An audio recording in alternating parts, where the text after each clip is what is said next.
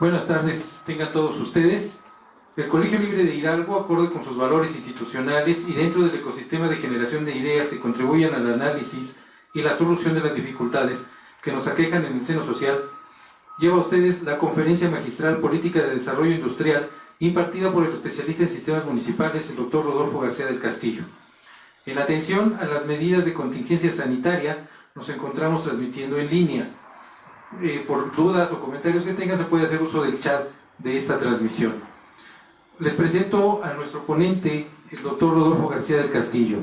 Es doctor en ciencias, es doctor en estudios organizacionales por la UAM Iztapalapa, maestro en administración pública por el Centro de Investigación y Docencia Económica, el CIDE, y es licenciado en administración por la Universidad Autónoma Metropolitana. Tiene una estancia doctoral en la Escuela de Altos Estudios Comerciales de Montreal, Canadá, y especialidad en estudios internacionales por la Escuela Diplomática de España. Se ha desempeñado como profesor investigador del CIDE en la Universidad Iberoamericana, entre otras. Experto y asesor en temas de políticas públicas, gestión pública, ciudades, gobiernos locales, relaciones intergubernamentales, servicios públicos y cambio organizacional. Es autor de diversos libros y artículos sobre dichas temáticas. Ha participado en varias investigaciones nacionales e internacionales para organismos como el Banco Mundial, Fundación Ford, Consupal, CONACYT, Indesol y Cedesol. Fue presidente del Consejo Directivo de la Red de Investigadores en Gobiernos Locales Mexicanos de 2009 a 2013. Es profesor titular de la UAM Azcapotzalco y forma parte del Sistema Nacional de Investigadores, además de ser catedrático del Colegio Libre de Hidalgo. Dejo la palabra al doctor Rodolfo. ¿Qué tal? Un saludo a todos.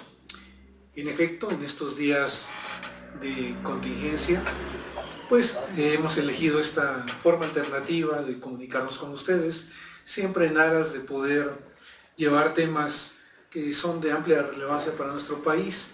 El día de hoy me pidieron que hablara un poco sobre política de desarrollo industrial. Es un tema verdaderamente fascinante.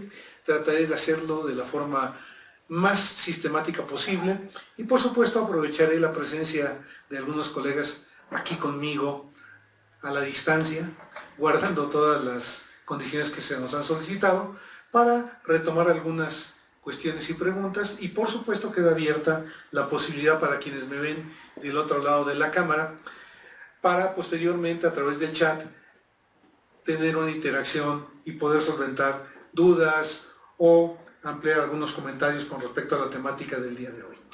La primera cuestión, la política industrial como tal, qué bueno que me pasaron.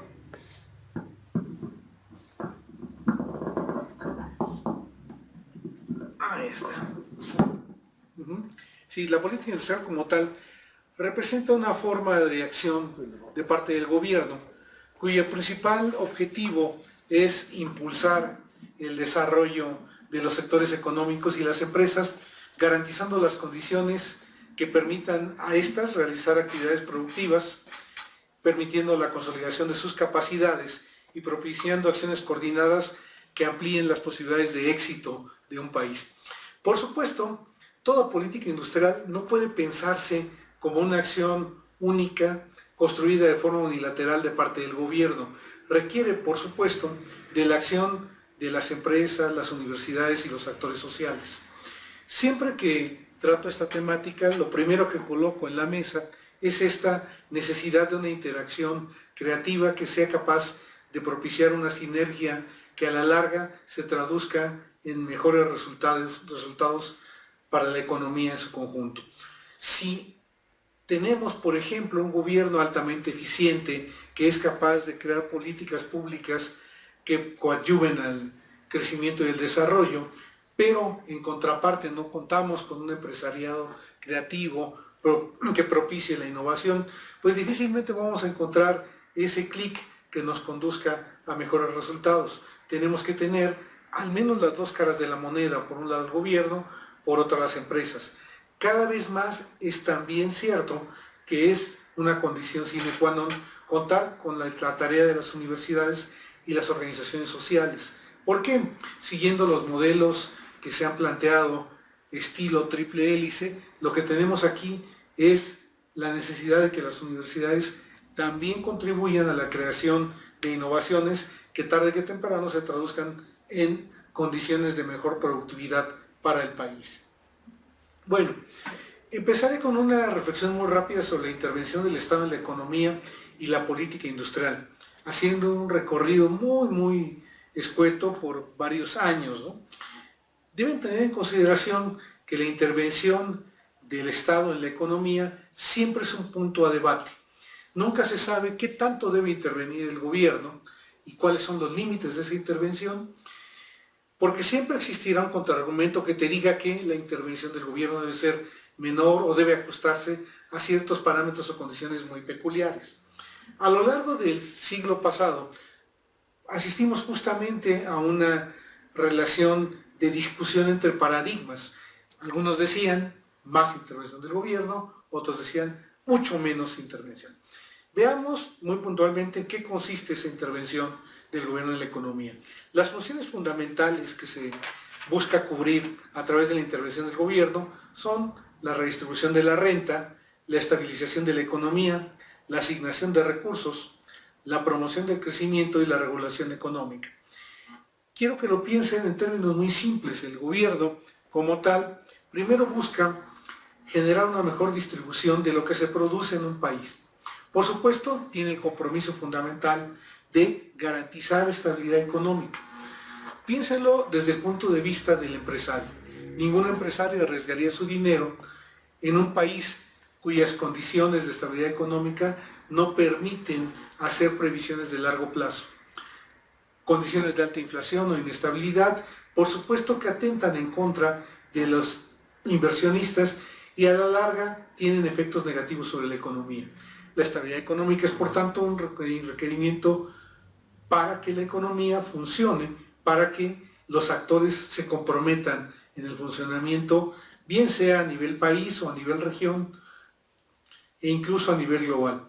La asignación de recursos, de la promoción del crecimiento son tareas que el gobierno siempre realiza para poder establecer sistemas compensatorios. Piensen en un país tan diverso como el nuestro.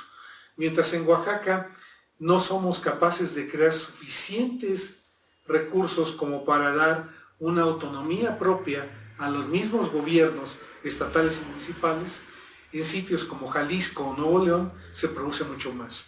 ¿Qué tiene que hacer el gobierno? Establecer medidas que permitan ir creando una suerte de compensación para que los estados con menor desarrollo se puedan sumar a la larga al crecimiento del país. Y la regulación económica se utiliza para casos, por cierto, como el que estamos viviendo, para crear incentivos específicos que permitan ir detonando un modelo de desarrollo distinto. Habrá momentos en los que tendremos que echar mano de los instrumentos, los que tienen ustedes en la lámina aquí del lado derecho, como son los impuestos, el gasto público, las transferencias o la regulación, para construir toda una política que determine si yo debo inyectar recursos, cuándo y cómo, si debo ayudar a las empresas, cuándo y cómo, si debo establecer criterios de gasto público diferentes, por ejemplo, reduciendo gastos innecesarios en proyectos que ya no tienen futuro o que tienen tasas de retorno muy largas, o debo orientar ese gasto público a rescatar al sector industrial. Ojo con esto que estoy comentando, porque seguramente después de una crisis como la que estamos viviendo, una crisis de salud pública que en el largo plazo tendrá efectos sobre la economía, de hecho los tiene desde el corto plazo, pero en el largo plazo serán difíciles de solventar si no se traza una política que sea capaz de revivir la economía. Bueno, si no prevemos eso, difícilmente podremos entonces recuperar tasas de crecimiento como las que teníamos, por cierto, de las que nos quejábamos, del 2%, cuando para este año se prevén tasas ya de decrecimiento. Bueno, como lo comentaba, a lo largo del siglo pasado, en el país, en el mundo observamos una suerte de péndulo que iba de la intervención a la no intervención. La discusión en torno a esa intervención estatal siempre está vinculada al auge o a la crisis de los ciclos económicos. Cuando hay un ciclo económico de crecimiento, el tipo de políticas y el tipo de paradigmas económicos tiene connotaciones muy diferentes a cuando ocurre justamente lo contrario.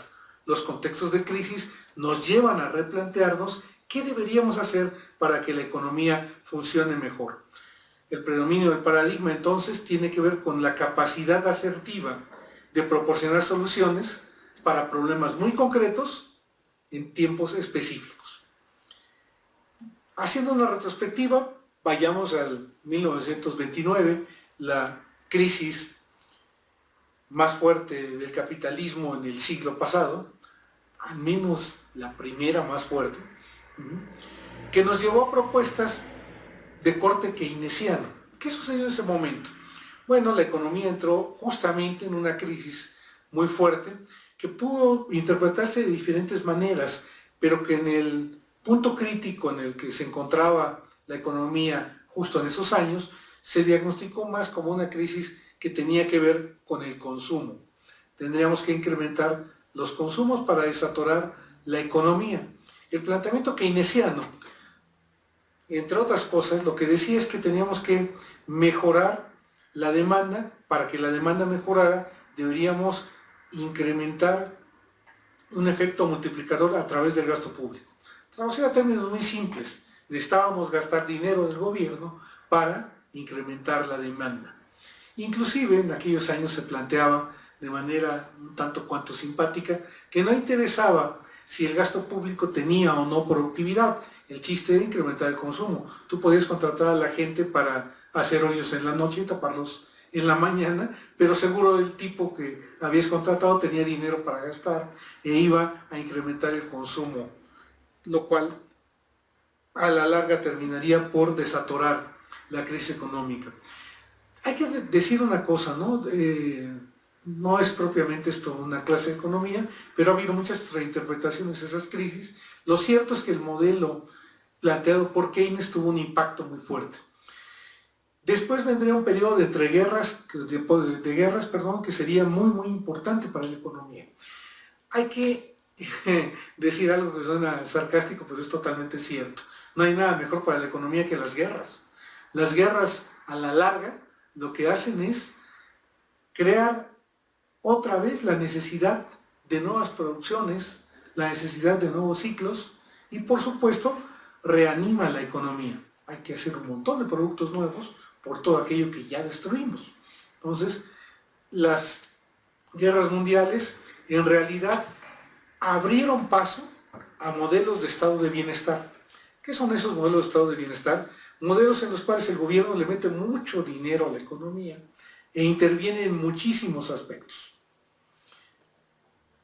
En medio de todo esto también se dio la definición del orden mundial después de la Segunda Guerra Mundial. Esta definición después de la Segunda Guerra Mundial del orden se dio en la famosa reunión de Bretton Woods, ¿no? En esa famosa reunión de Bretton Woods prácticamente inauguramos el Fondo Monetario y el Banco Mundial. Hay que decir que es el triunfo del modelo norteamericano y de la visión norteamericana de economía y coloca al dólar como el sustento de todas las economías. Solamente un dato.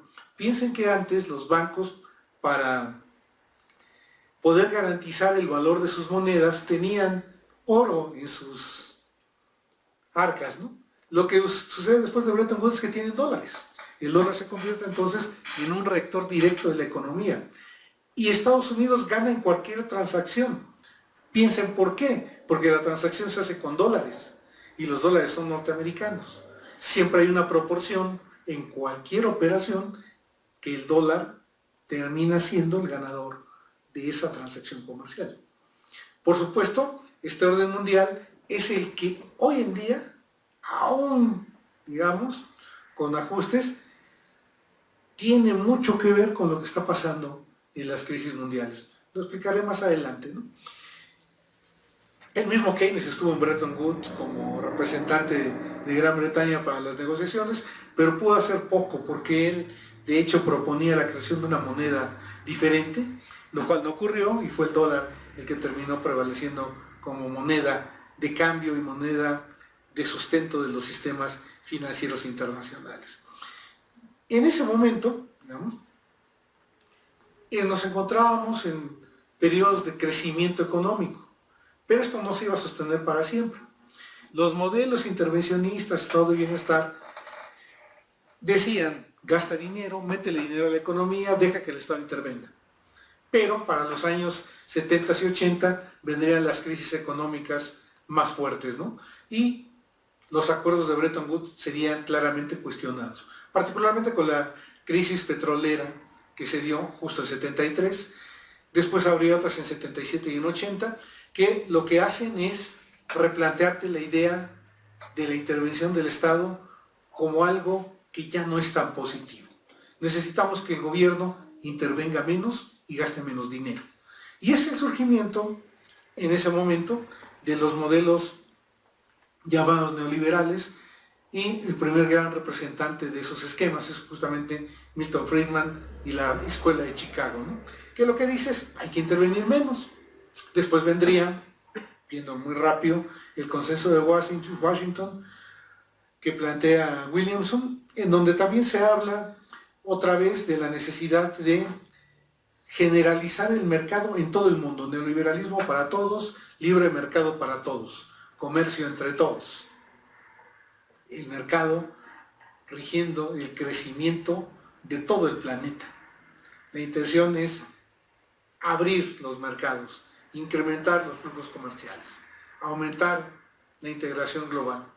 Pero esto, a la larga, generó también desequilibrios, porque hay que pensar que la globalización marca reglas comerciales aparentes de libre mercado y condiciones iguales para competidores desiguales, países con crecimientos claramente distintos.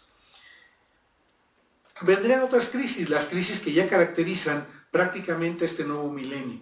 La crisis inmobiliaria de 2008, las crisis en Grecia e Italia, y todas estas nos fueron demostrando cada vez más que el mercado como tal no es tan automático como habían pensado los seguidores del neoliberalismo, sobre todo del neoliberalismo que se maneja a ultranza. Al final, estas crisis tuvieron que recurrir a una intervención por parte del gobierno. El gobierno tuvo que rescatar a los bancos, tuvo que rescatar a las economías, entrar en políticas antirrecesivas para evitar que las crisis se volvieran aún más graves. Moraleja, al final del día necesitamos al Estado.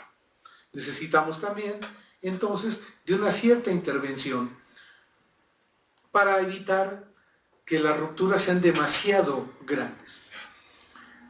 Hay todavía un debate que resurge ahora entre qué debemos plantear entonces de cara al futuro: mayor proteccionismo o liberalización comercial.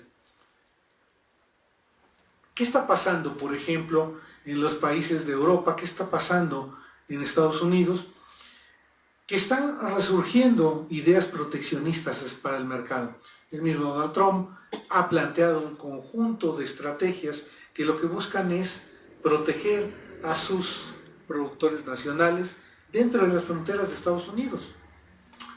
Aquí quiero que piensen algo que siempre es bueno tener en consideración. Recuerden que las medidas proteccionistas o de liberalización de mercado afectan directamente a sectores industriales y a empresas. En ocasiones, a lo mejor les va a parecer un poco complicado esto, solemos decir que tal o cual país sale ganando con un acuerdo comercial. Eso, en el fondo, es una lectura parcial de lo que realmente ocurre. En la realidad, existen sectores ganadores y empresas ganadoras. No todo el país gana, no todos los sectores ganan. Algo que siempre les traigo a colación para que les quede claro es, piensen en Estados Unidos y la producción de esquisto, ¿no?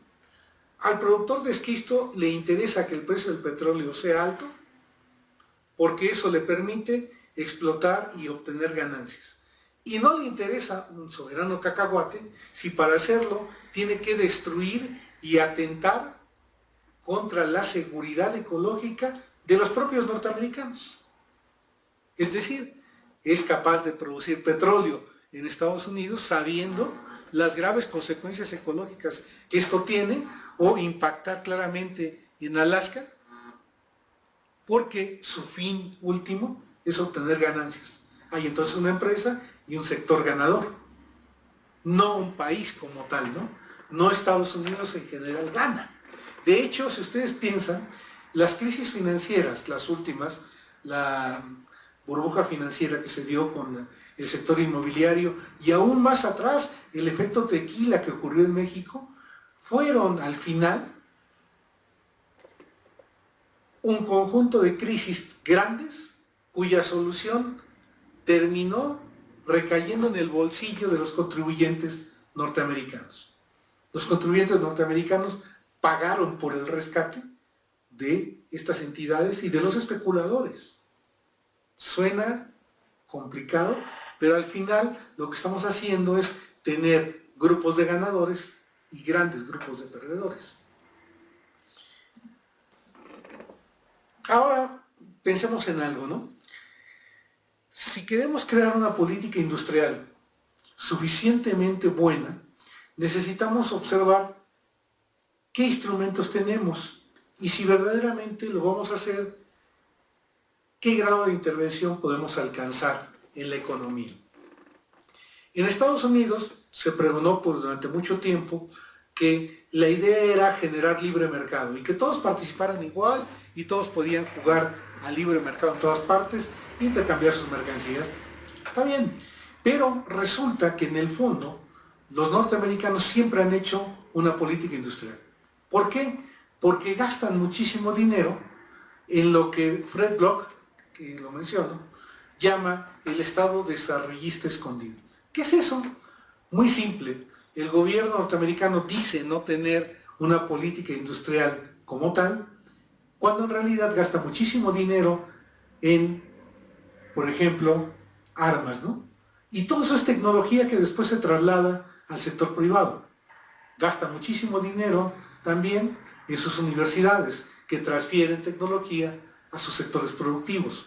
Gasta muchísimo dinero en programas que apoyan a sus pequeñas y medianas empresas. Entonces, en realidad, sin nombrarlo de esa manera, hace una política industrial muy activa. Por cierto, si necesita proteger sus mercados, los cierra bajo cualquier pretexto e impide que otros productos de países competidores entren al mercado americano. Entonces estamos hablando de un proteccionismo selectivo, no de un libre mercado para todos. El libre mercado no es tan libre. Hay, por cierto, por ahí, lo pueden consultar después en internet, un video de DW, la televisora alemana, en donde se demuestra cómo toda esta parafernalia y juego entre proteccionismo y libre mercado conduce a la búsqueda de estrategias en muchos países para poder colar sus productos en los mercados que ofrecen mayores ventajas. Y pone un ejemplo que es muy bonito, uno de bicicletas, ¿no? Entonces, las bicicletas chinas, si entran a Europa, son muy baratas y acabarían con el mercado local, acabarían con los productores locales. ¿Qué es lo que hace entonces Alemania? Coloca aranceles altísimos para impedir que las bicicletas chinas entren y acaben con los productores locales. Es una medida totalmente proteccionista. ¿Qué hacen los chinos? Ya no venden la bicicleta completa, sino que venden ahora cuadros o piezas. ¿Qué hacen los alemanes? Vuelven a colocar aranceles para impedir que entren esas piezas. ¿Qué hacen los chinos? Triangulan la producción y entonces colocan plantas en otros países o hacen que los productos pasen por esos países y vuelvan a entrar al mercado alemán. Es un juego, digamos, de pequeñas trampas para al final colocar tu producto en donde hace falta. Pero en el escenario, y acabo de mencionar a un país clave, tenemos ahora a un país que se vuelve tremendamente importante, China. China, la gran fábrica del mundo, coloca en todo el planeta productos o pedazos de productos, piénsenlo, para poder cada vez ir ganando mercados de una manera más fuerte. Hay un estudio reciente que verdaderamente me impresionó: entre el 70 y el 80% de los productos terminados en los países desarrollados tienen al menos un componente chino. Entonces, esto nos dice el tamaño que tiene la economía china y la importancia en ir paulatinamente ganando esos segmentos. Si no puede ganarlos con el producto terminado, los gana con esos fragmentos de la producción. En nuestro país tenemos un gran problema. No hemos sido capaces en años de crear un conjunto de instituciones suficientemente sólidas para impulsar el mercado. No hemos creado políticas articuladas que sean garantía para la inversión. No hemos creado mecanismos de financiamiento para las empresas. Hemos tenido, es verdad, un montón de programas a lo largo de muchísimos años, prácticamente desde los años 30 del siglo pasado, todas fragmentadas y rotas, ninguna como una estrategia de largo plazo. El resultado es que tenemos industrias, sectores industriales claramente desarticulados entre sí. Es decir, a lo largo del país encontramos sitios cuyas capacidades de producción se asemejan a países desarrollados, mientras tenemos otros cuya productividad es muy baja y tienen márgenes de pobreza altísimos. ¿Qué necesitamos? Necesitamos crear una política sustentada en instituciones, en programas y en planes de largo plazo. No en ideas magníficas que tienen solamente una duración cortoplacista o que buscan obtener la sonrisa de los electores. Ese es un problema. Si tú quieres crear una política verdaderamente exitosa que ayude a que todas tus empresas y los principales sectores industriales se consoliden, tienes que tener un horizonte de largo plazo. Trabajar 20 o 30 años para poder entonces construir bases de desarrollo. De lo contrario, lo que vas a hacer es crear pequeñas innovaciones que van y vienen o desaparecen. En nuestro país, ese ha sido uno de los principales problemas, ¿no? Las instituciones no han sido diseñadas con esa perspectiva de largo plazo y han obedecido más bien a criterios, digámoslo más duramente, a caprichos sexenales que marcan prioridades para 6 años y que después se olvidan de lo que pretendían hacer en el crecimiento de largo plazo. Otro grave problema, que a veces yo no lo comprendo del todo, es esta pugna, al menos discursiva, que se ha hecho entre gobierno y empresarios durante muchos años.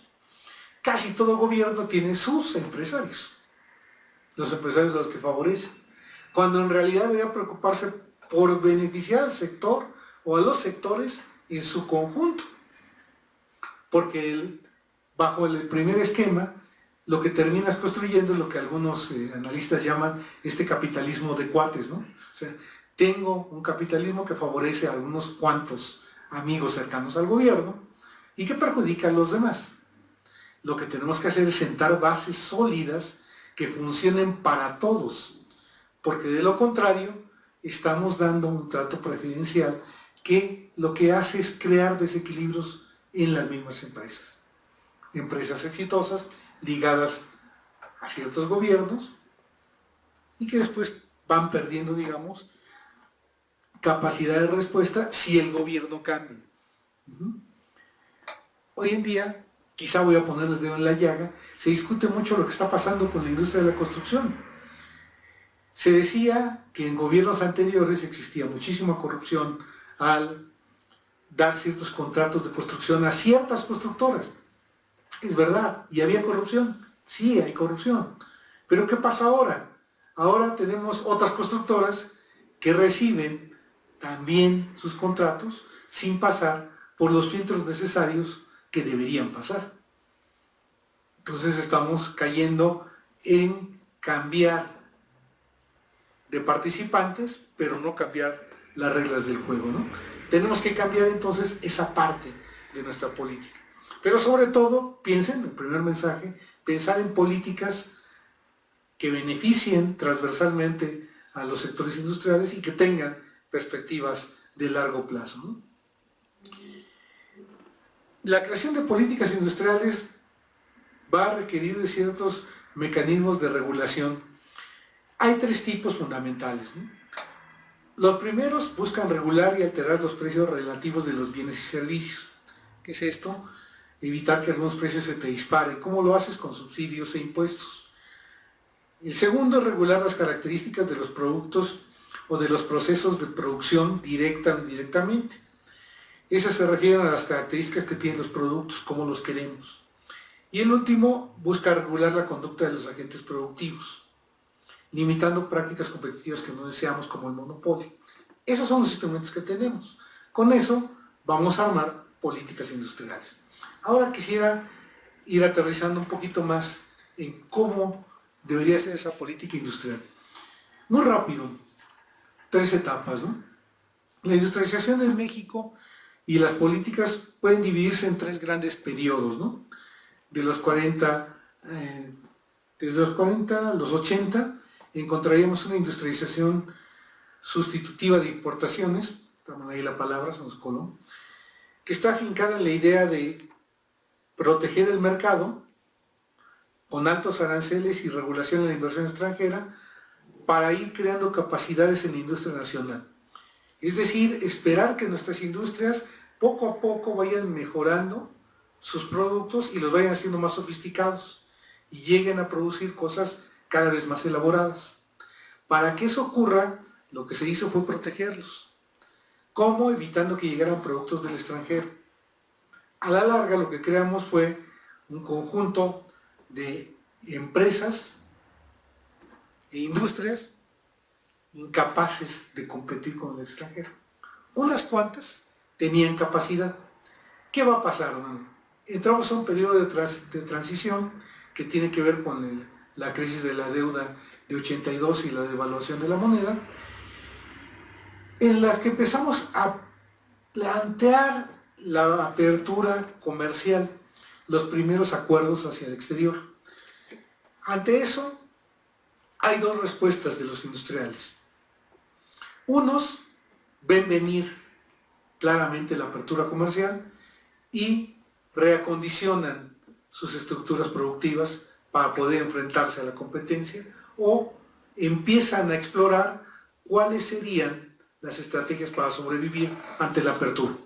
Si me tengo que asociar con un socio externo, si tengo que crear redes diferentes, segmentar mercados distintos, porque claramente estoy observando que la apertura es real. Muchos otros creyeron que esto era como el cuento del lobo y que no venía la apertura, confiaron en aprovechar lo último que quedaba de mercados protegidos y cuando cayó la apertura, o desgracia, tronaron, como era lógico. Piensa que cuando una empresa no está preparada para competir y llega un productor extranjero, termina por desaparecer.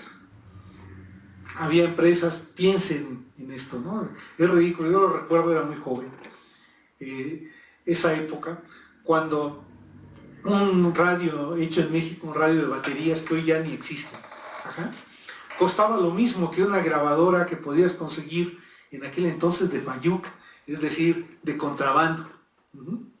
Eso significaba que al momento de la apertura comercial tú ibas a poder comprar esa grabadora al mismo precio que te costaba un radiecito de pilas.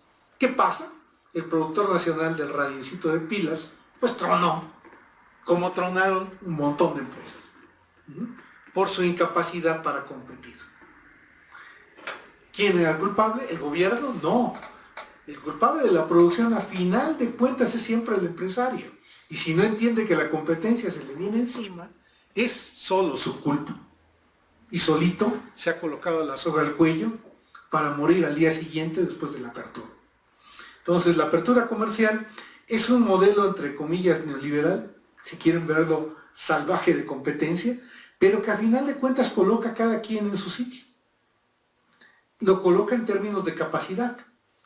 Hay, por supuesto, la firma del Telecán, que para 94 abre las exportaciones, y ocurren cosas muy interesantes. Primero, jamás México había exportado tanto como exportó después del Telecán. Jamás había crecido en los sectores de punta como creció ahí.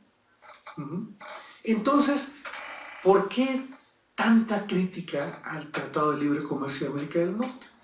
Quizá porque se le pidió algo que no te puede proporcionar un tratado de libre comercio. Un tratado de libre comercio es un tratado de libre comercio. Se trata de establecer reglas para que entre privados y entre productores cambiemos cosas y comerciemos. Es, después de todo, regido directamente por las leyes del mercado. Y el mercado no tiene ni visión social, no tendría por qué tenerlo, ni tampoco tiene ética moral para combatir la pobreza. ¿Por qué? Lo que están dando es un tratado de comercio para que compitas con otros. No le pidas al tratado que corrija las fallas estructurales que nosotros como país teníamos. Éramos un país desigual y seguimos siéndolo. Éramos un país con muchos pobres y seguimos teniendo muchos pobres. Eso no lo iba a solucionar el tratado. ¿Por qué no? Porque el tratado lo que buscaba era establecer reglas de comercio libre, reglas de crecimiento que iban a llevar al crecimiento económico, pero que jamás te dijeron que iban a combatir la desigualdad, como no ocurre con el mercado en ninguna parte del mundo. El mercado no combate la desigualdad, no está hecho para eso. Para eso está el Estado. Entonces, ¿quién ha hecho mal su chamba? Pues el Estado, ¿no? Perdón, pero es muy fácil, ¿no? Bueno, hay, después del Tratado de Libre Comercio, el establecimiento de un montón de redes de acuerdos comerciales. México es de los países con más acuerdos comerciales con el mundo, y la extensión de las maquiladoras al interior del país. Cuidado con esto. Aquí es donde también cometemos un error en la construcción de industrias competitivas. ¿Por qué? Porque jugamos a la más fácil. Ahí va. ¿Cuál es la principal ventaja competitiva de un país como México en el momento de que firma el tratado? La mano de obra barata. Y entonces, ¿qué es lo que hace? Traer inversionistas para que hagan maquila en México. Esto tiene que ver con un proceso global, que más adelante también voy a explicar, ¿no? O sea, ¿qué hacen las grandes empresas transnacionales?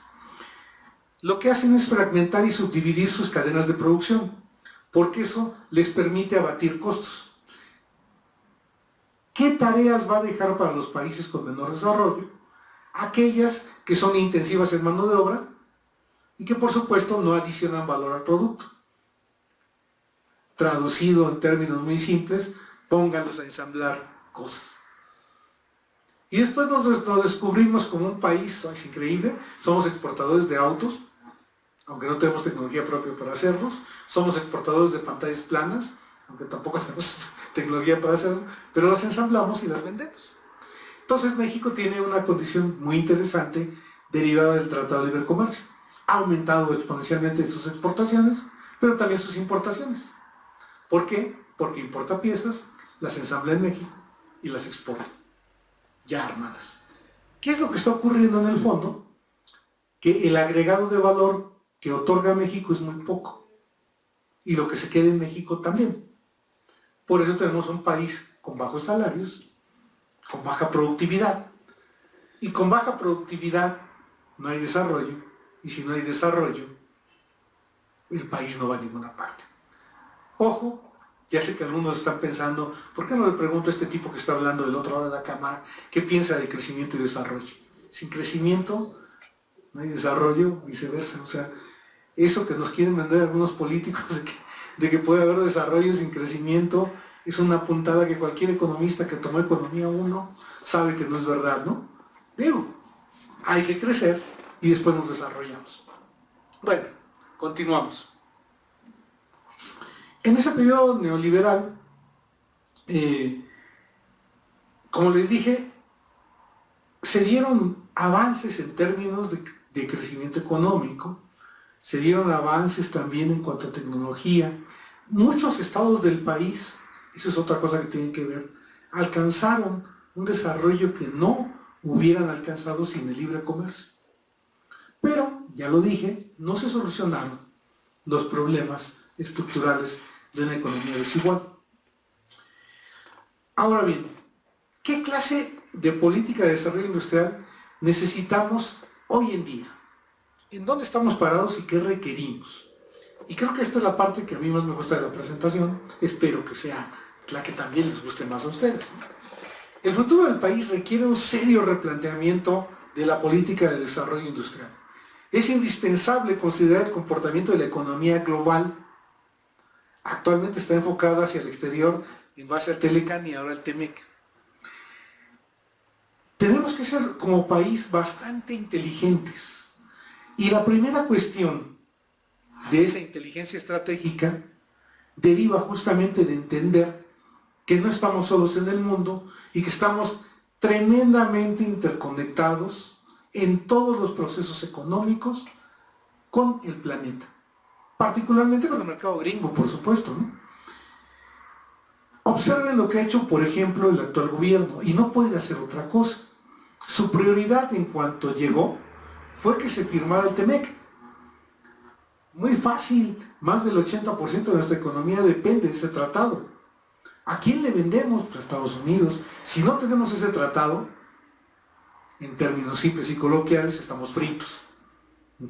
Por tanto, necesitamos el tratado. Y el tratado se volvió prioridad. Y sigue siéndolo. Es nuestro principal socio comercial. Entonces, no cambia el modelo de desarrollo económico, es el mismo. El neoliberalismo puede haber acabado en la política, pero no en la economía. En la economía sigue siendo el mismo modelo de tratados comerciales hacia Estados Unidos. Y por cierto, apostamos en el nuevo orden mundial, cuidado, hacia Estados Unidos. Si Estados Unidos cae, pues caemos, ¿no? No solo caemos, caemos estrepitosamente, ¿no? ¿Qué no hemos hecho como país? No hemos corregido las fallas y carencias estructurales de la industria. Tenemos una industria heterogénea con algunos sectores competitivos a nivel mundial y muchos que sobreviven de milagro. La diferencia de competitividad y productividad no solo existe entre sectores industriales, también entre regiones, y es muy marcada. Tenemos algunos sectores industriales que son competitivos a nivel internacional.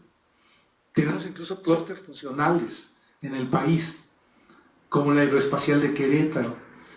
Tenemos ciudades que también dependen, digamos, del sector automotriz, como Aguascalientes, o varias partes de Guanajuato, Silao, etc.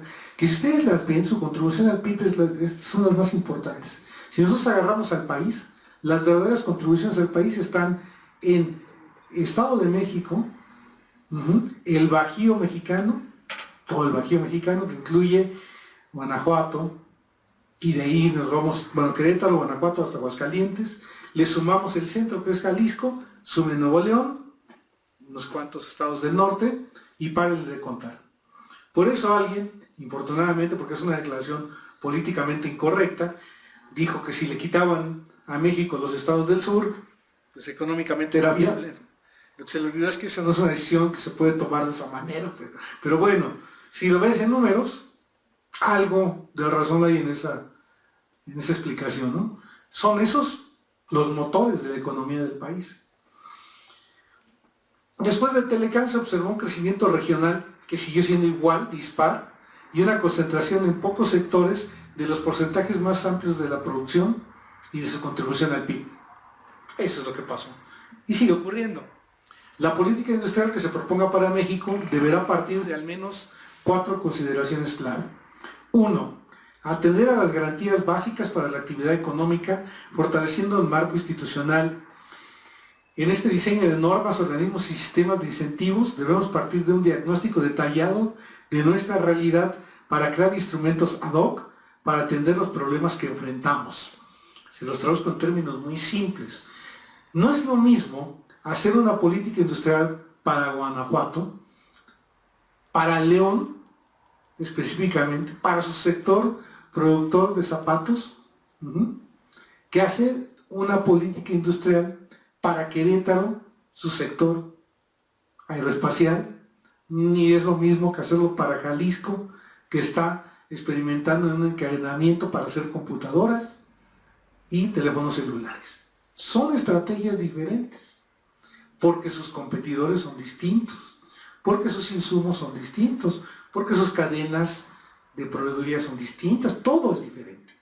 Entonces no podemos hacer políticas que sean totalmente generales, sino que tienen que ser construidas con un diagnóstico detallado.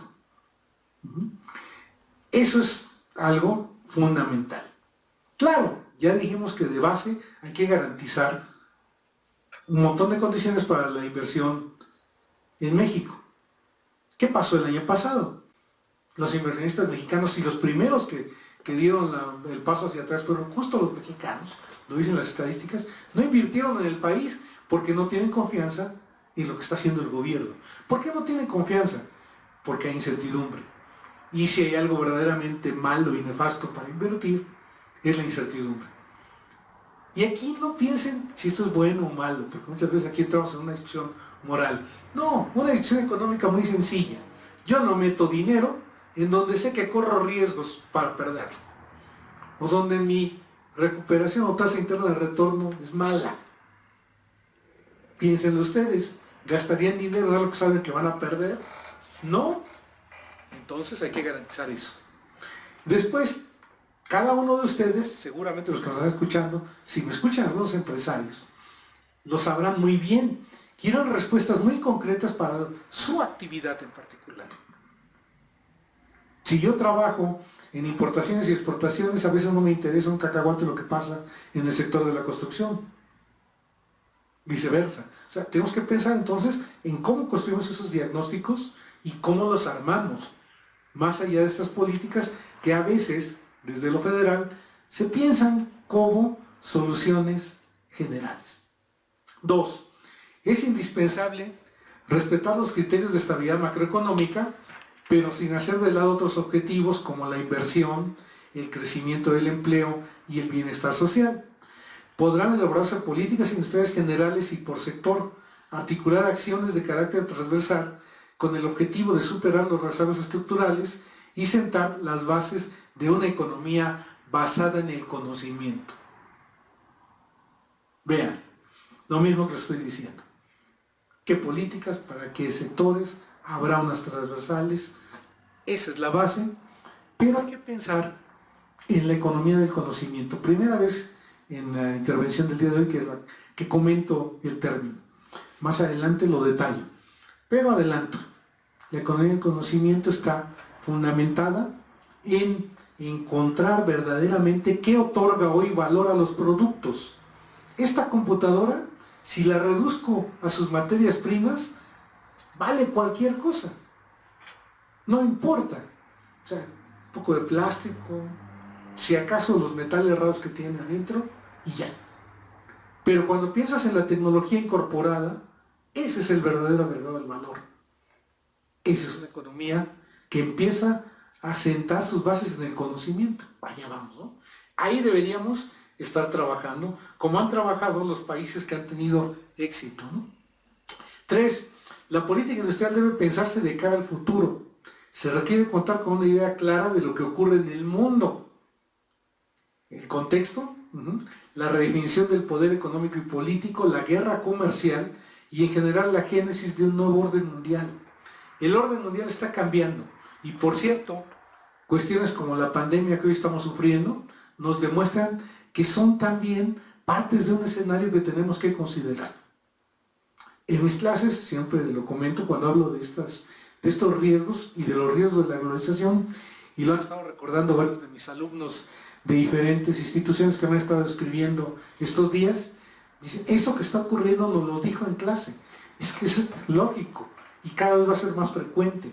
Las pandemias son el resultado también del aumento de los flujos de personas y de los flujos también comerciales. Y van a ser cada vez más frecuentes. No es algo que surja exóticamente ahora, va a ocurrir otra vez.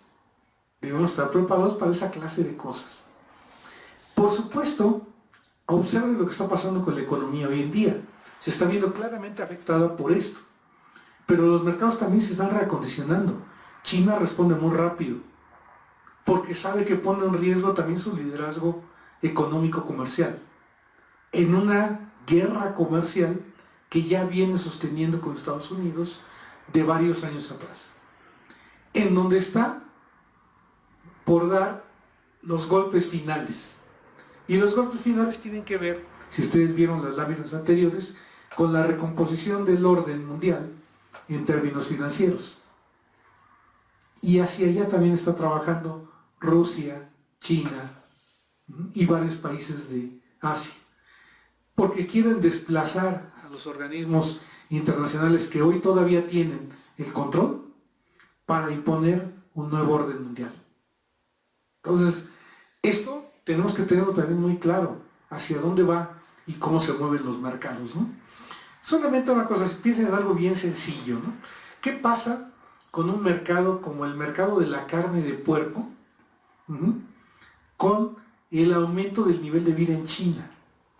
Hay un cambio tremendo en el consumo, simplemente porque los chinos que antes comían 2 veces a la semana carne, les encantaba la carne de puerco, ahora lo comen 5 veces a la semana. Y hablamos de miles de millones de humanos. Claro que desvirtúan el mercado.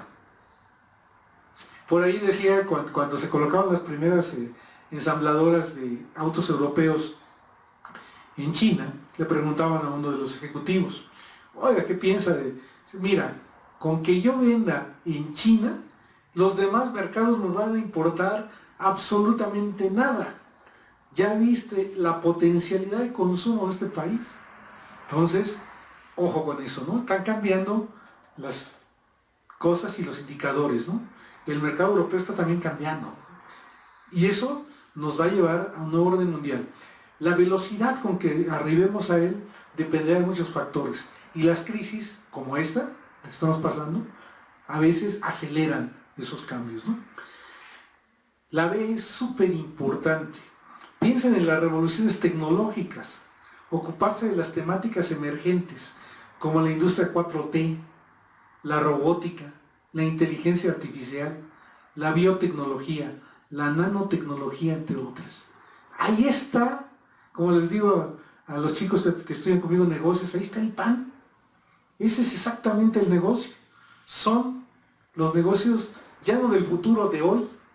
Hoy tienen que conocer estos temas y trabajarlos. Tienen que ser unos apasionados de la tecnología para poder entender hacia dónde se van a mover los mercados en el futuro inmediato. Solo piensen que el año pasado ya estamos cerca, digamos, de acercarnos a una producción robótica similar a la producción no robótica. Entonces ya estamos es una condición cierta, ¿no? Se habla del desplazamiento de muchos empleos. Lo que ocurre, por ejemplo, con los, ya no son ni siquiera experimentos, ya son los hechos de los desarrollos que se han hecho en Estados Unidos para sustituir a los médicos, es increíble, ¿no? La precisión de diagnóstico que te da una construcción de inteligencia artificial, te da precisiones de 99% en el diagnóstico, que no te da ningún médico humano. Entonces, estamos llegando no solo a la sustitución de las tareas simples, ya no digamos los cajeros de bancos, etc. No, estamos hablando de tareas más complejas, que paulatinamente van a ser desplazadas por inteligencia artificial. Biotecnología, nanotecnología. Yo, ahora que veo esta enfermedad, me acordé mucho de un muchacho que conocí hace algunos años, lo conocí, desafortunadamente en México nunca recibió apoyo. Hoy está trabajando con unos investigadores alemanes, trabaja cuestiones de nanotecnología para combatir el cáncer. Entonces, lo que hacen es literalmente inyectarte pequeños robots que te llevan la medicina donde tiene que llegar. Parece de película, y son ya cuestiones que hoy en día forman parte del cotidiano de las investigaciones en Alemania, ¿no? Entonces, hacia allá es donde deberíamos ir y no pensar en revoluciones tecnológicas que han quedado atrás como el petróleo. O sea, es una de las cosas curiosas, ¿no? ¿Por qué pensar en el pasado si el futuro se nos viene encima? Entonces hay que tener cuidado con en dónde colocamos el interés en la construcción de las nuevas políticas industriales. Cuarto, hay que impulsar la innovación, perfeccionando la articulación entre los creadores de ciencia y tecnología con la industria, siguiendo un modelo de triple hélice, gobierno, universidad e industria. Y esto es algo que tenemos que hacer, o sea, tenemos que acercar los descubrimientos a su aplicación en las empresas, para agregar valor. A mí me resulta a veces muy triste conocer muy de cerca, como conocí algunas experiencias en CONACYT, y en general conocer a varios amigos investigadores, de estos que sí hacen ciencia de veras, estos que trabajan las ciencias duras, que han tenido que irse del país porque no encuentran el apoyo o no encuentran la manera de vincular sus investigaciones a sectores productivos. Triste, porque somos incapaces de observar que ese es el futuro y no el pasado, ¿no? Como decía, hay que pensar entonces en esa economía del conocimiento. Las economías más avanzadas tienen su fundamento en la ciencia y la tecnología. Buscan una forma de desconcentrar su industria en la que siempre salen ganando y saldrán perdiendo los países de menor desarrollo, porque esos serán los que se quedarán en la fragmentación de las cadenas productivas con las partes más contaminantes y menos productivas. ¿Dónde se tiñen las telas para la gran industria de modas de Milán? Pues en Bangladesh. ¿Y qué pasa con sus ríos? Pues están contaminados. Y no importa, ¿por qué? Porque es una cadena productiva en donde manda lo peor a esos países. Sí. Y si nosotros no avanzamos, seguiremos teniendo entonces la peor parte de la cadena, ¿no? La tecnología está entonces en el corazón del cambio por venir en el mundo. Nuestro horizonte es aún más amplio. Tenemos que reconfigurar, tenemos que pensar en eso, ¿no? Voy a cerrar con una pequeña reflexión acá. Aquí es necesario plantear una ventaja comparativa de carácter dinámico, creando oportunidades nuevas para el desarrollo. Lo que importa no es la ventaja comparativa estática, sino una ventaja comparativa dinámica. Es decir, ventajas construidas en la ciencia, en la tecnología, en la incorporación de valor, en el gasto en capital. Eso es lo que hay que hacer. Las limitaciones para ese esquema, pues son las limitaciones que tenemos en México, ¿no? Les voy a poner la última lámina para que lo piensen y lo reflexionen hoy en la noche con tranquilidad. Vean lo que pasa en México. Los indicadores de desarrollo mundial, ciencia y tecnología. Mientras vean las patentes representan el punto clave. O sea, toda incorporación de la ciencia y el conocimiento que entra a la industria, que queramos traducir en dólares o pesos, tiene que tener patente. La patente es lo que te da la posibilidad de hacer dinero. De hecho, muchas empresas viven sin hacer nada más que cobrar sus patentes. Piensen en la industria farmacéutica. Bueno, ¿y qué pasa en México? ¿Cuántas patentes tenemos en comparación con nuestros socios comerciales, Canadá y Estados Unidos? Vean las solicitudes de patentes presentadas que están en las últimas columnas, las de residentes y no residentes. México, residentes, o sea, las que hacemos los mexicanos. 1.310. Estados Unidos, 295.327 patentes. Digo, cosas que uno ya callado decía. Ese es nuestro nivel. No somos capaces de crear entonces patentes que se traduzcan tarde o temprano en dinero, en agregados de valor. Última, las exportaciones. ¿Qué seguimos exportando? Tecnología media. ¿Por qué? Somos ensambladores, fundamentalmente. Entonces, ahí está nuestra realidad, la realidad que tenemos que transformar. Y aquí es donde seguramente algunos ya están pensando las preguntas clave. ¿Eso es posible? ¿Se puede hacer?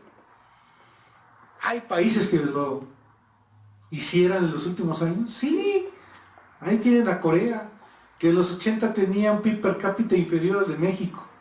Y hoy en día, el PIB per cápita de Corea del Sur, digo, está muy lejos del de México, ¿no? ¿Qué se necesita hacer? ¿Qué hicieron? Esa clase de políticas. Y ya no, pero es que esos son procesos históricos que nos llevan muchísimos años. Piensen en Singapur y lean un poco de su historia. Un país que apenas, ni siquiera la segunda mitad del siglo pasado obtuvo su independencia, y hoy en día es de los países tecnológicamente más avanzados del mundo.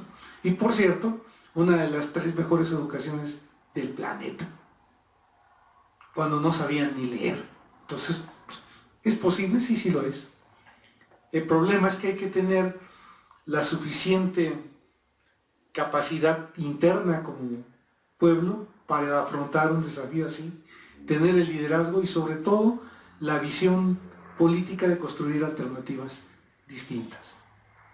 Ese es, digamos, el mensaje con el que me gustaría cerrar mi intervención el día de hoy. Espero no haberme extendido demasiado. No sé si aquí en el salón hay alguna pregunta o comentario. Yo sí. Sí. Sería, doctor, esta es una idea en cuanto a la posibilidad de lograr esta industrialización profunda en el país. En México ha sido un fracaso esta triada tan importante entre educación, empresas y gobierno para lograr este proyecto industrial. Desafortunadamente sí, sí lo ha sido. Es el modelo de la triple hélice que habla justamente de conjuntar los esfuerzos de gobierno, universidades y productores o industriales. Es, yo creo que un modelo interesante porque permite pensar cómo crear esas sinergias. En México, el dato, aquí lo tengo en otra exposición cuando hablo de ciencia y tecnología, cómo queremos que un país como el nuestro crezca si su inversión en ciencia y tecnología no alcanza ni el 0.6% del PIB. Imposible. O sea, hay 2 condiciones tristes, digamos, para el país. Primero, nuestras empresas no están acostumbradas a gastar en esto. Cuando los países desarrollados basan mucho de sus descubrimientos en el gasto que hacen agentes privados, empresas privadas, en México prácticamente eso, digamos, no existe. De hecho, la relación es totalmente inversa. Lo que gastamos es tremendamente poco. Lo que más se gasta en ciencia y tecnología lo gasta el gobierno. Y si tomas en consideración que lo que gastas no llega, nunca ha llegado ni al 1% del PIB, está lejos, pues entonces estamos gastando nada en ciencia y tecnología. Por tanto, estamos muy lejos de poder acercarnos a países desarrollados. Luego hay otro gran problema, que lo platicaba hace algunos meses con un buen colega del CIDE. Decíamos, el otro gran problema es que no hemos creado los puentes, o sea, hacer tan poquito lo que tenemos y lo que producimos, y no hemos creado puentes que faciliten a la universidad vincularse con los sectores productivos. Cuando observamos las experiencias de otros países, nos damos cuenta de lo equivocados que estamos a veces cuando convertimos en un debate ideológico lo que debería de ser un debate práctico. Canadá, por ejemplo. Canadá, en la HEC, su escuela de comercio, los programas los estructura con los empresarios. O sea, ¿quién te va a contratar? Pues los empresarios. ¿Con quién tienes que hacer tus programas? Con ellos. Y por si fuera poco, hay programas muy, muy interesantes. Por ejemplo, las tesis. Los empresarios van a platicar con los chicos sobre sus tesis. y les dan la oportunidad de que trabajen con ellos directamente con sus datos y con su información. Todos ganan y al final incluso terminan trabajando para ellos. Cuando nosotros hacemos tesis en México, el primer gran obstáculo es conseguir la maldita información, que no te da ninguna empresa. Entonces, ahí tienes un problema. ¿Qué terminas haciendo en clase? Bueno, yo no, porque yo sí utilizo casos reales, pero muchos colegas, utilizando los casos del libro de texto, que no son, con mucho, ni siquiera cercanos a la realidad que vivimos. Entonces, ¿qué experiencia va a tener un alumno cuando llega por primera vez a una empresa y se da cuenta que el caso que estudió pues no se parece mucho a eso que está enfrentando ahí en el día a día, ¿no? Entonces, ese es un primer puente, pero el otro es todavía peor, ¿no? No facilitamos la incorporación de patentes. Muchas universidades, esto sí es hasta de risa y de preocupación, en lugar de premiarte, no te dan premios en puntos. Pero si tú tratas de trabajar eso, tu patente, lo haces fuera de la universidad, porque dentro son más los costos que los beneficios. De hecho, bueno, primera cosa, que no ocurre en otros países, tú pierdes totalmente la autoría de lo que acabas de decir, porque pertenece a la universidad. Si yo descubro algo pertenece a la universidad, porque así lo firmé en mi contrato, bueno, puede ser bueno. Si la universidad canalizara eso rápidamente al sector productivo, pues yo sería feliz, ¿no? Pero no ocurre, ni tampoco me permiten a mí como investigador hacerlo. Entonces, esos puentes de comunicación también están rotos.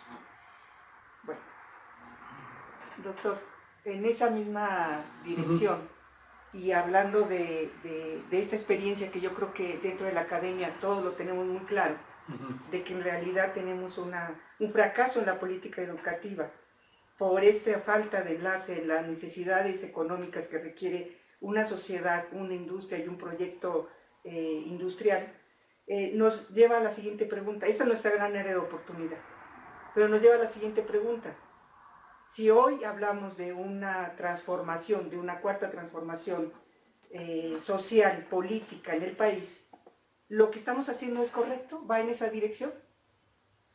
Ay, es una pregunta complicada. Yo creo que aquí hay varias cosas que hay que poner en la mesa. Yo siento que la idea de una cuarta transformación como idea no es mala. Necesitamos cambiar muchas cosas de raíz en el país. La inequidad tan grande que tenemos, la pobreza es lacerante, la corrupción de muchos de nuestros sistemas también es un tema que no podemos hacer de lado. El problema viene en los cómo. Y es ahí donde ya no estamos muy de acuerdo, ¿no? O sea, yo estoy de acuerdo que esas son cosas que tenemos que combatir. Los cómo parece que no son los idóneos. Y tocando específicamente la cuestión de la política educativa, sí veo que hay riesgos muy fuertes, porque deberían fortalecerse los sistemas que tenemos y hacerlos mucho mejores, más competitivos a nivel internacional. Pensar que nuestras universidades y nuestros centros de investigación y estudio tienen que observarse en el espejo de las instituciones internacionales. Yo se los digo a mis alumnos, particularmente ahorita me acordé de algunos de mis grupos de administración, ¿no? Decía, a ver, chicos, ustedes van a competir con cosas que no se imaginan. Primero, su competencia es global, porque hoy en día con el teletrabajo, con las posibilidades que te brinda lo que comentábamos de la robótica, tú compites con estudiantes de todo el mundo y tienes que tener ese nivel, porque de lo contrario estás fuera del juego. O termina siendo el que carga los aparatitos y termina pues siendo una pieza menor del engranaje de producción, ¿no? Entonces tienes que pensarte en ese nivel. Y tu educación tiene que estar estructurada así. Y estamos lejos de hacerlo, ¿no? Entonces, ahí tenemos un grave pendiente. Necesitamos invertir mucho más en educación. Y el problema de educación viene desde la educación básica. O sea, para empezar, muy poca inversión. Y en segundo, pensando en modelos que no han funcionado y utilizando de los modelos que sí han funcionado, partes que están totalmente descontextualizadas. Pongo un ejemplo. Decimos que a los niños en primaria ahora tenemos que aprobarlos, casi en automático. Que porque así están planteados los esquemas más desarrollados del planeta. Momento, no es cierto. Primero, no es verdad. Y segundo, para algunos países, esos esquemas están planteados cuando se han superado muchas otras cosas. Estoy pensando, por ejemplo, en Finlandia. En Finlandia, digo, la lectura per cápita de libros, estamos lejos, ¿no? Los niños van, están ahí los estudios, ¿no? Se van de fin de semana con su papá a la biblioteca. Tienen la mejor competencia de lectura. Entonces pueden utilizar esquemas que les permiten, digamos, reducir algunas partes escolarizadas, porque el contexto y la estructura se los permite. En México, donde nuestros niños no tienen las capacidades básicas, lo primero es crear esas competencias básicas. Si no, estamos creando aire, porque estamos, que pasen todos, pues sí, y luego no tenemos las capacidades suficientes, ¿no? Y si quienes han estudiado pedagogía, les pregunto, según están viendo profesores, lo primero para poder discutir de algo es tener información sobre eso. Si no, ¿cómo? Entonces, ese es un problema. Y si me sigo por ahí, la educación media, la superior, hay una cosa, ¿no? A quienes me escuchan por ahí, a ustedes que están aquí. Yo siempre me ha gustado educar. De hecho, he trabajado para gobierno, empresas privadas, centros de investigación. He trabajado casi en todo. Pero aún trabajando en casi todo, siempre he dado clases. Me encanta dar clases, no sé si lo hago bien o mal, pero me encanta. Bueno, como he pasado por varios niveles, a mí me preocupa ver cómo ha ido cayendo, particularmente en las universidades, el nivel de los alumnos. Cómo cada día me llegan alumnos con más deficiencias de las cuales ellos no son culpables directamente. Son producto de un sistema que les está generando deficiencias en su educación. Y que ya cuando llegan, pues entonces, tú como profesor, ejemplo, yo quiero aplicar un modelo en el que tienen que saber algo de microaplicado. Si mi alumno que llegó al último trimestre no sabe ni matemáticas básicas, pues entonces ya tengo que conformarme con explicarle cuál es la teoría del modelo. Y ya. Lo cual lo lanza al mercado, en el mejor de los casos, con una idea general, pero con una clara deficiencia de competitividad.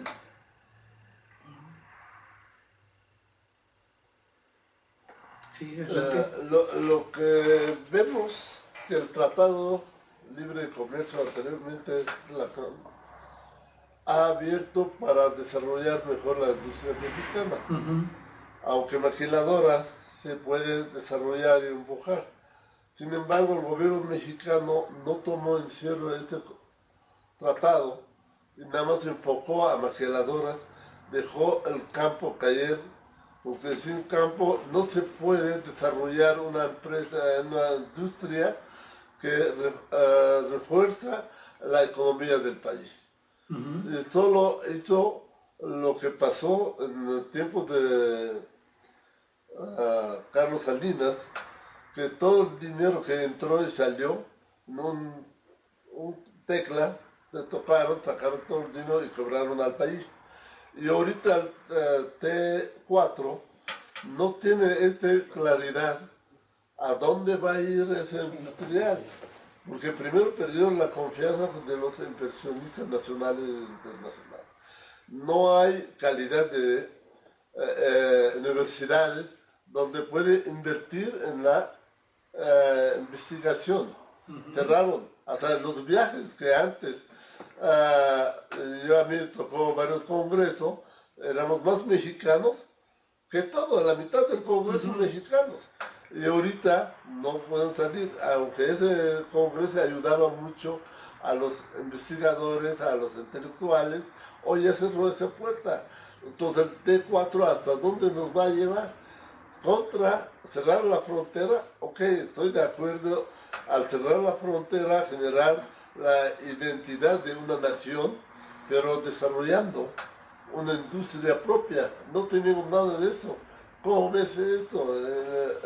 Es complicado. Yo creo que es un poco lo que comentaba acá. No podemos pensar primero en una estrategia que nos coloque fuera del mundo. Estamos en el mundo. Entonces tenemos que obligadamente pensar en una relación globalizada, para bien o para mal. Si eso no está en tu diagnóstico, vas a perder al final en el juego. Entonces tienes que pensar globalmente. Incluso por ahí decían hay que pensar global y actuar local, ¿no? Es cierto, o sea, tienes que solucionar problemas muy nacionales, pero siempre con esa óptica global. Adicional a esto, ya lo dije hace un rato, no puedes plantear un país que no gasta en investigación y desarrollo y que no busca esas vinculaciones virtuosas, porque estás perdiendo el sitio en donde más dinero se está ganando ahora, que es en la incorporación de valor a los objetos. Entonces estás mal en esa parte. Y otra que me parece muy importante es los sectores, o sea, no puedes, esa es la otra, no puede existir un desequilibrio abismal entre ellos, porque a la larga eso en los modelos económicos te los truena. Entonces, tu sector agroindustrial tiene también que trabajar adecuadamente. Tenemos que trabajar esa parte, pero con una visión también diferente. Hacer que los productores verdaderamente se piensen ya en niveles de competencia global. Un ejemplo, ¿no? Los productores chilenos, es más, tú los conoces, ¿no? La gente de Valle Central que produce vino. ¿Cómo armaron esa estrategia durante años? Primero pensaron que el consumo local no les daba para crecer. Tenían que pensar hacia afuera. Y entonces hicieron toda una estrategia en conjunto de qué les iban a exigir, qué parámetros necesitaban para exportar. Y en conjunto crearon una estrategia para poder responder a eso. ¿Qué pasa, por ejemplo, con los productos chilenos? Muchos van a decirme, en México tenemos mejores frutas que en Chile. Sí, pero resulta que en Chile, por regla, por norma, todo se riega con agua potabilizada y pasan las normas internacionales. Y no vayamos lejos, aquí al Valle del Mezquital, mi tierra es donde nací, como regamos, ¿no? Entonces, no abrimos el espacio para competir. Y en ocasiones ocurren cosas más tristes todavía. En Costa Rica, por ejemplo, me tocó ver un programa de cómo el gobierno hacía que sus productores cubrieran todo, del principio hasta el final, hasta exportar, les daban una solución de proyecto llave en mano. En México eso no hay. O sea, que llegaba con el productor y decían, tú produces tal cosa. A ver, tus costos, es más, les los hacían cambiar de producción. Mejor ahora produce tal producto. Oiga, pero no, a ver, vas a producir esto, se va a exportar por tales canales, ya tenemos los convenios para hacerlo, va a tales mercados internacionales, el precio de referencia que tienes es este, y el gobierno te garantiza que si no tienes ese precio, yo te lo pago. O sea, toda la solución. Y entonces el agricultor la ve más fácil porque dice, entonces sí voy a producir tal producto, ¿no? Porque tengo la garantía desde el principio hasta el final de que el gobierno me acompaña y no voy a perder al hacer. Tú dices, oye, si no es tan difícil la fórmula, ¿por qué no lo pensamos antes? Y como eso te vas a encontrar otras soluciones a nivel mundial. A mí, por ejemplo, me sorprendió mucho los productores europeos en varios países que tienen, no miento, 5 vacas y ya están pensando en exportar. O sea, desde que empiezan a producir su primer queso, ya lo tienen en normatividad de Unión Europea para venderlo en cualquier parte. Eso es lo que vivimos nosotros en algunos productores importantes en el tiempo de la globalización y el neoliberalismo. El caso de Carlos Slim, el caso de Iván Bimbo, el caso de Cemento Mexicano. Han desarrollado e invirtieron afuera, pero ¿a costa de qué? A más pobres que tenemos. Esta es la política del gobierno, no ha fijado cómo resolver el problema principal, la industria del campo. Sí, el campo es fundamental y estamos muy mal. Digo, es de los... Para empezar, es negocio para grandes productores. No. Y son unos cuantos que están ya muy bien construidos sus puentes hacia el exterior. Entonces, y ahí hay un abandono que tiene que ver con otro tipo de políticas. Yo ahí diría que hace falta una política integral que incluye política social, pero no esta política social, otro tipo de política social para replantearnos el campo. Pero eso yo me llevaría otro rato de platicarlo. Agradezco su atención. Muchas gracias. No, gracias a usted. Sí, Sí. sí. Le vamos a entregar aquí, a nombre del colegio, Muchas gracias. la- una constancia, reconocimiento a la conferencia. Es nuestra primera conferencia también que hacemos de manera virtual.